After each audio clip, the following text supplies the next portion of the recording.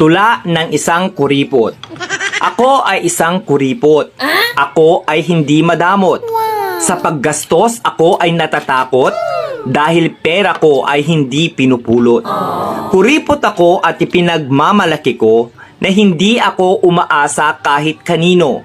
Okay lang kung magkuripot man ako dahil pera ko naman ang sinisinop ko. Ang pagiging kuripot ay hindi masama hanggat di ka nanloloko ng kapwa. Kaya wala akong dapat ikahiya kung naiinggit sa akin ang madla. Kuripot man ako sa inyong paningin, kinabukasan ko ang aking iisipin. Mga paninira ng iba ay di ko diringgin dahil ang makikinabang nito ay ako rin. Hindi kasalanan na maging kuripot ako, ang masama ay ang pagiging maluho.